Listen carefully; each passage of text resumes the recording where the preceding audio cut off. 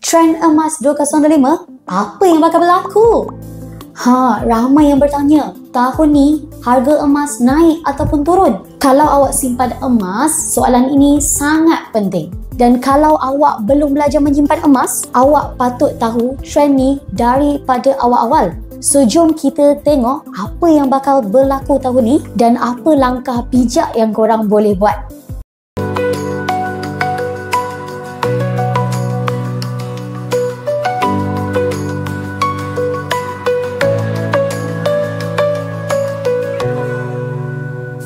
Kita mula sikit dengan sejarah yang apa berlaku sebelum ni daripada awal tahun 2020. Waktu pandemik, dunia pause sementara.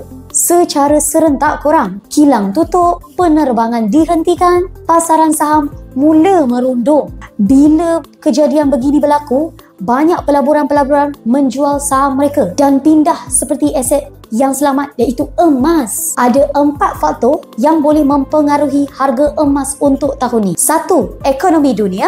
Kalau ekonomi masih lagi tak stabil, pelabur akan cari tempat selamat dan emaslah adalah pilihan utama. Kedua, kadar faedah Amerika, The Fed. Bila kadar faedah turun, biasanya harga emas akan naik. Kalau The Fed longgarkan lagi harga emas tahun ni, mungkin harga emas akan naik lagi. 3. Permintaan fizikal. Perniagaan seperti China dan India masih lagi pembeli besar. Kalau permintaan masih lagi kekal tinggi, harga emas mungkin akan naik. 4. Geopolitik. Kalau ada perang ataupun konflik yang besar, harga emas juga boleh naik secara mendadak. Sebab orang akan lari daripada risiko.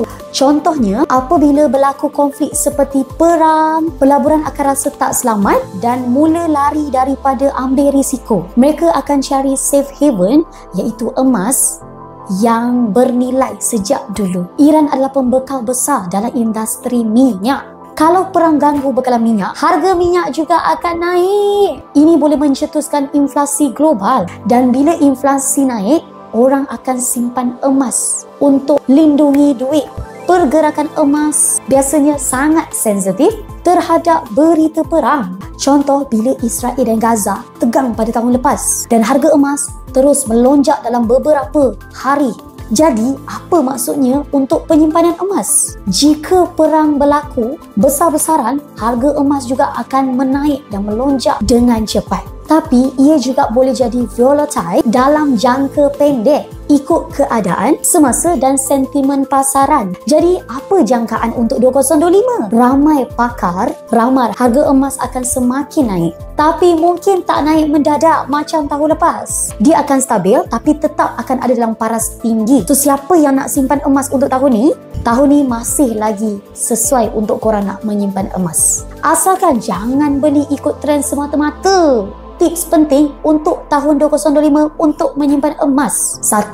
Jangan kejar masa. Fokus long term, beli bila ada duit, bukan tunggu masa yang tepat. 2. Elak beli masa orang tengah hype. Biasanya harga tu dah tinggi korang. 3. Beli emas fizikal. Macam emas 916, emas 999. Bukan janji manis daripada skim yang pelik-pelik tu.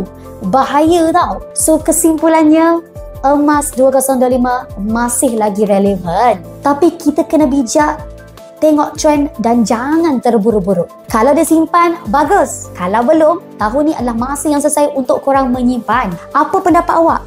Tim beli sekarang ataupun tunggu dulu? Komen kat bawah ya.